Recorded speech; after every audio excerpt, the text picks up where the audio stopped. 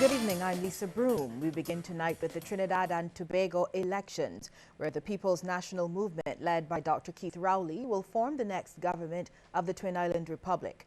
The PNM captured 23 of the 41 seats contested yesterday, defeating the coalition People's Partnership government of Prime Minister Kamla Persad-Bissessar. And as Prime Minister of Trinidad and Tobago,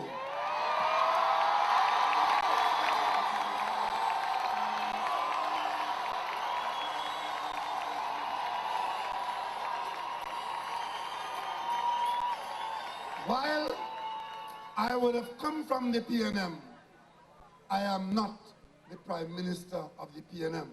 I'll be the Prime Minister of Trinidad and Tobago.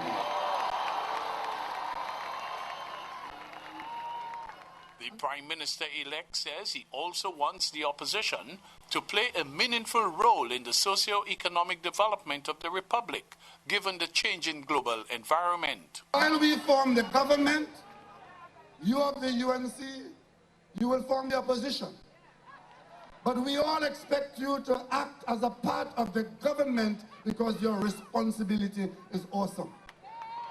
And if we accept that we are all in this together, Trinidad and Tobago, all of us will come out of our difficulty together. In her speech conceding defeat, outgoing Prime Minister Persad-Bissessar acknowledged that the population had voted in favor of the PNM, despite indicating that her administration had done well over the past 5 years. At the end of the day, the way our system is framed, it is a majority of seats that gives you the opportunity to form the government. So I wish your new government well, and I also tell you I will not stop serving you. I will continue to work with you and with all of Trinidad and Tobago for a better, as I say, and a brighter future. Supporters of the PNM took to the streets on Monday night to celebrate the party's return to power after 5 years of coalition rule. But what of the priorities for Rowley during the first 100 days of his new administration? Well, we're not in the 100-day business, but we have certain priorities, and the first priority is to get a handle on the economy and national security issues. Dr. Rowley will take the oath of office before President Anthony Carmona at a ceremony to be held at Queen's Hall tomorrow at 1:30 p.m. Well, our resident political analyst Maureen Holder joins us now. Well, Maureen, welcome. Thank you, Lisa. Yesterday, you said you wouldn't be surprised at a Persad-Bissessar victory. Are you now surprised at a Rowley victory? No, not at all, because I didn't discount a possible PNM victory.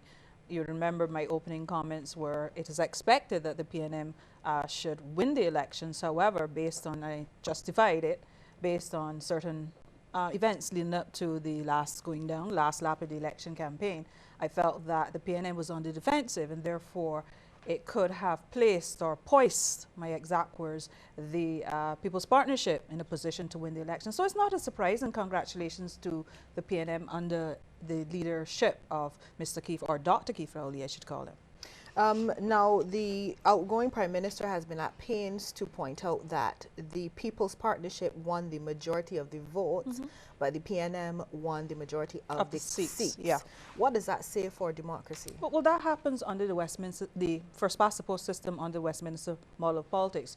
You could have a government come into power with the most seats, even though they've amassed fewer votes in comparison to the opposition.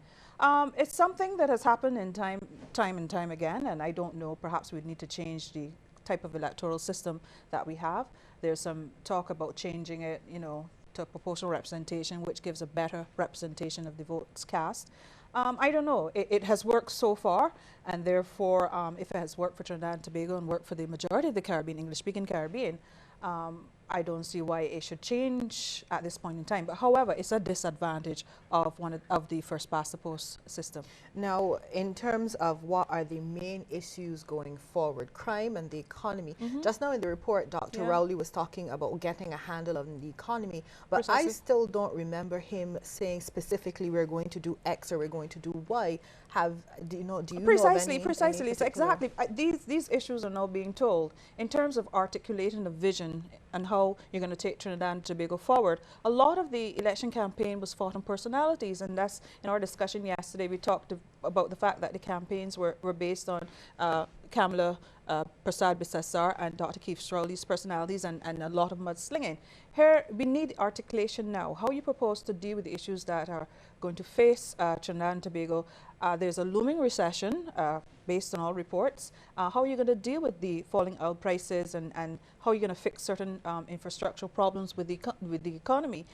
So I think that there are issues. He's got his work cut out for him. And he quite rightly said the economy has to be priority right now.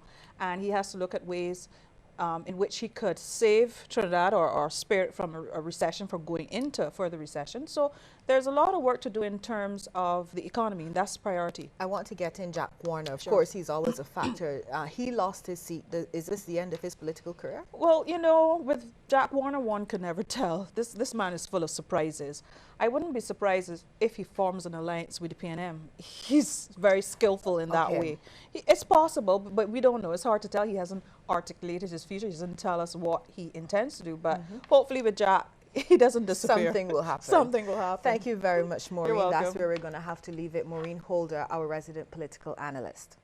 Well, personnel from the Ministry of Finance are to meet with interests in the supermarkets and other stakeholders to iron out problems relating to changes to the basket of goods. Presentation in June, Finance Minister Chris Sinclair announced that the basket of goods, which consists items that do not attract VAT, would change, and he set September 1st as the date when the changes would take effect. However, on that date, several supermarkets said they were still unclear about how to apply those changes. Mr. Sinclair thinks the issue was simply confusion over the interpretation of the tariff headings under which the food items fell. Not everybody kind of understands the tariff headings and how to deal with them, so sometimes mistakes can be made. So, or things can happen, not necessarily mistakes, but things can happen that were unintended. Mr. Sinclair explained how a tariff that speaks to things like sirloin or ribeye steak could be misinterpreted. This is not a basic item. This is not something that the average poor person will go and buy. So you want to take that out, but that's captured. If it doesn't have a specific tariff head, that subhead that may be captured under the general tariff of meat of bovine animals or edible offal of bovine animals, right? And from the list that I've mentioned there. So in your attempt to take out that, you may actually capture fresh pork, which was not the intention. He says the categories containing the list of foods is vast and needs close attention. They don't all appear in the same part of the tariff, so you can't cut and paste it. It is something you actually have to go and individually put in. You have to change them individually. There's no other way to do it. You can't go and say, I can find all these items in the same place, let me cut and paste it from here and fit it in my system. You have to go through it item by item, heading by heading to make sure you get it right. And that is why we gave the 2.5 month period between when we announce and when we say it will become effective. But you know, with all goodwill and all good cheer, we'll get it right. The finance minister says the plan is to match technical people from the ministry with the stakeholders so the problems can be solved. The process to start appointments within the Customs and Excise Department has begun and is going well. It's one of the critical steps in getting the department absorbed into the Barbados Revenue Authority. Outstanding appointments resulted in several days of a go slow by members of the department and complaints about an impact on the business community. Finance Minister Chris Sinclair says there are over 100 posts to be filled in that department.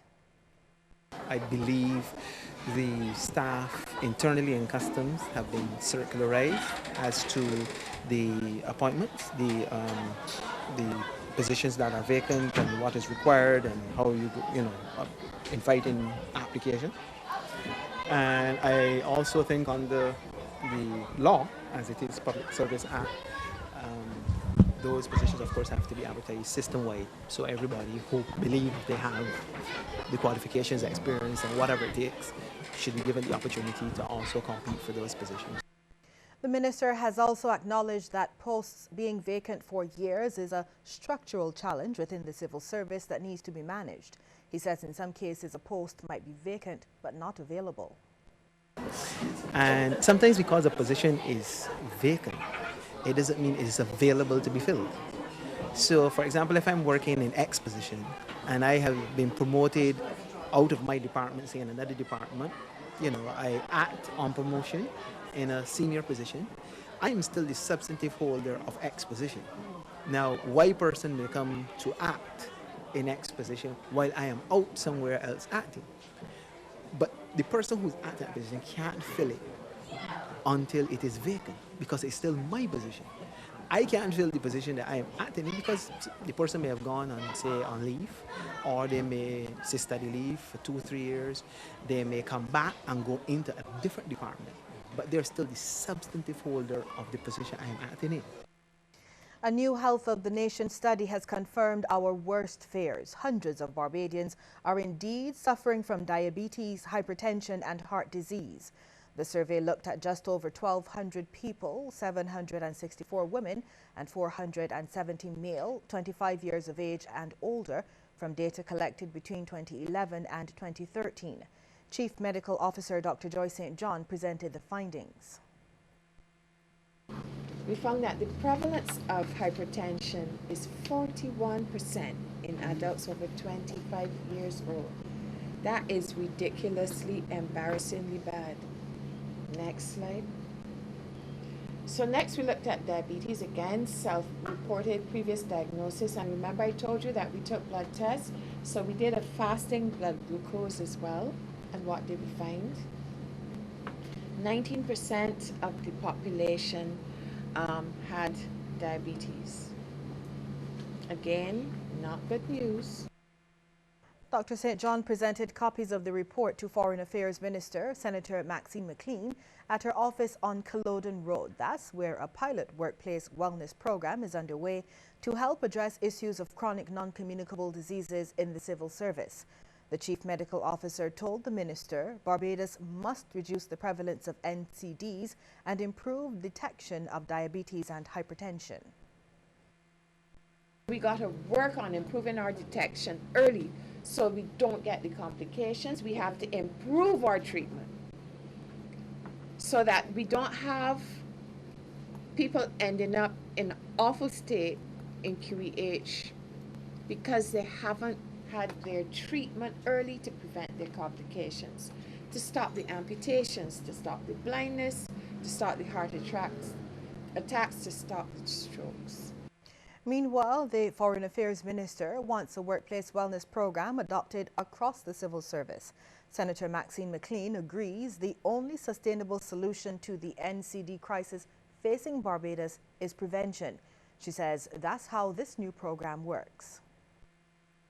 Our workplace wellness program will contribute to the effort.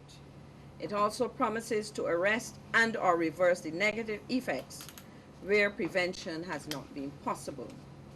Allow me then to simply underscore this government's commitment to taking a comprehensive approach to the prevention and management of NCDs. We in the Ministry of Foreign Affairs and Foreign Trade are committed to playing our part. I hope that our example will inspire other ministries and departments to seek increasing levels of better health. We'll have more news in just a moment, but first we want to get to your take on this question. Do you think the recent survey will bring about a change in the lifestyle habits of Barbadians? Text yes or no to short code 8111.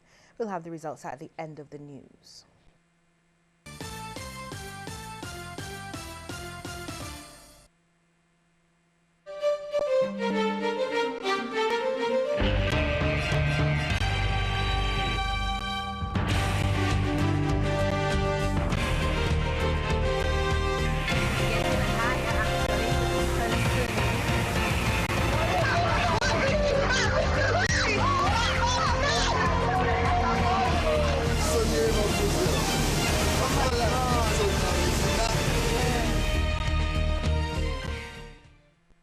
The summer parties are heating up, but Biko can cool you down with a great summer party special. A 4-liter Biko value pack, now only $34.99. Or grab the 1-liter size for just $11.99. So when the party gets hot, hot, hot, cool down with Biko's summer party special. Available from participating retailers, Biko Mobilers, and the Biko Direct Outlet on Harbor Road.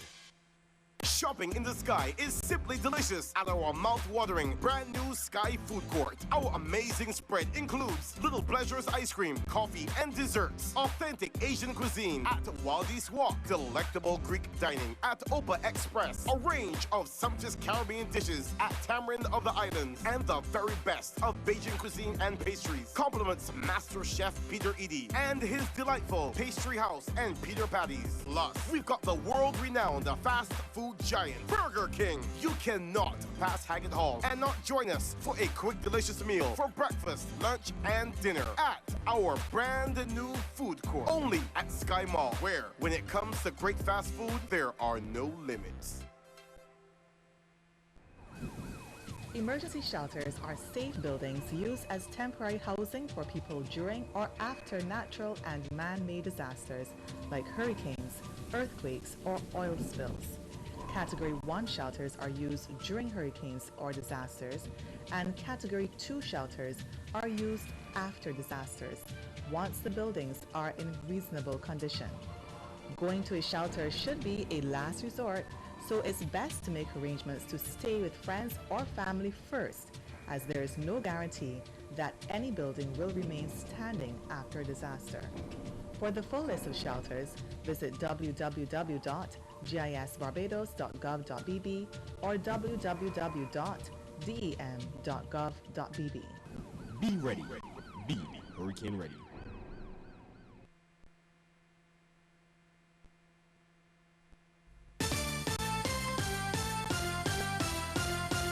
Government is taking a tougher stance on how it treats firearms and related crime. While recognizing there were some gaps in existing legislation, Attorney General and Minister of Home Affairs Adriel Brathwaite says a second draft of a new firearms bill is coming. He made the revelation at the opening of a United Nations Regional Center for Peace Disarmament Development seminar at the Courtyard by Marriott. 2 years ago, for example, we wanted to move ahead with the marking of all firearms in Barbados, and some individuals resisted and said that we didn't have the legislative authority.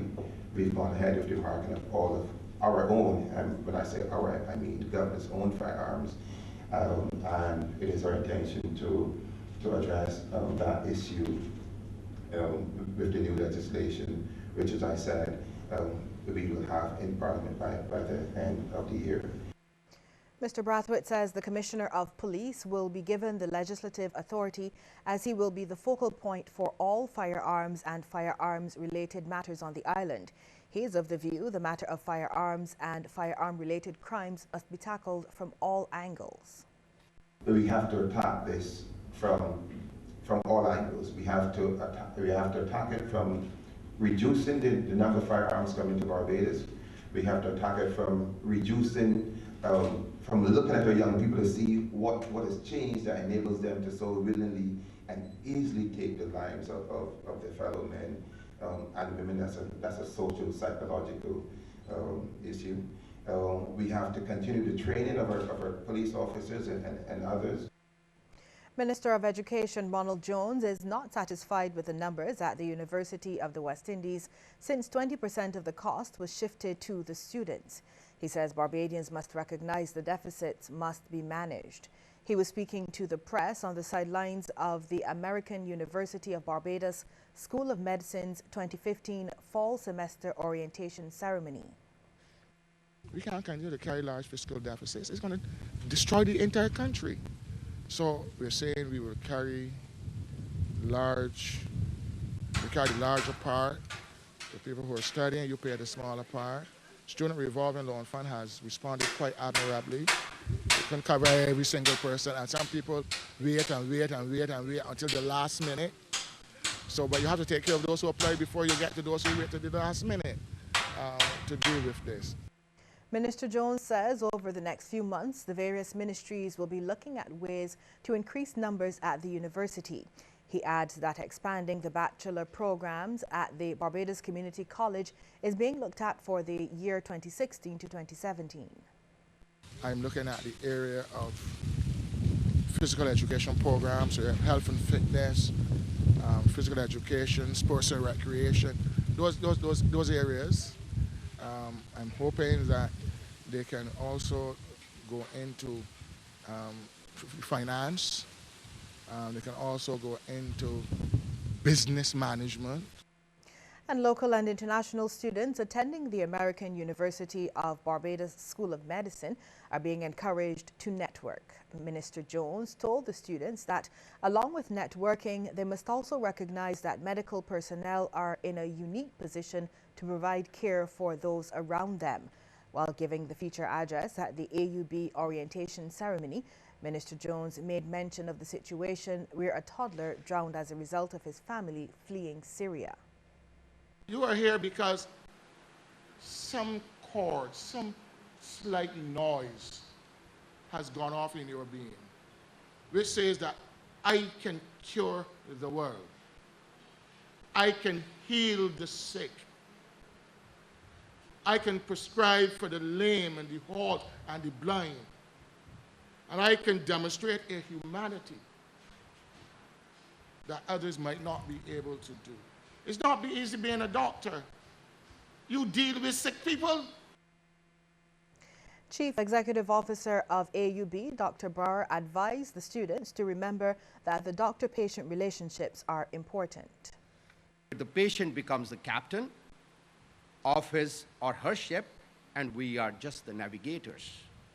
Where the patient is put in a position to make decisions based on our limitations of certainty, which actually come quicker than you think. And when we reach our limitations of certainty, the patient should comfortably not asking, Doc, what would you do? But, Doc, what would you do if you were me? The Barbados Workers Union will be meeting with security officers employed with G4S Security Services on Thursday at 9 and later in the day at 5. The BWU, in a statement, said the meeting is to discuss the company's proposal to reduce the current hourly wage. The matter was also highlighted on the final day of the union's 74th Annual Delegates Conference on Saturday. The Executive Council's report to the conference states that during the current round of negotiations, the company expressed a desire to reduce the current wages of the security officers so the company can remain competitive. This proposal was rejected by the BWU with a counter-offer of a moratorium for the life of the agreement, which the company outrightly rejected. Negotiations are currently at a standstill. Now, the other contentious issue which has caused the BWU to state it may have to navigate through a tsunami with G4S during the coming months is what the union has described as the company's varying of the terms of the collective agreement by recruiting so-called stewards while having them perform the job function of security officers. Still to come, a look at some of the stories making headlines across the region. But first, here is a reminder that we want to hear from you on the question. Do you think the recent survey will bring about a change in the lifestyle habits of Barbadians?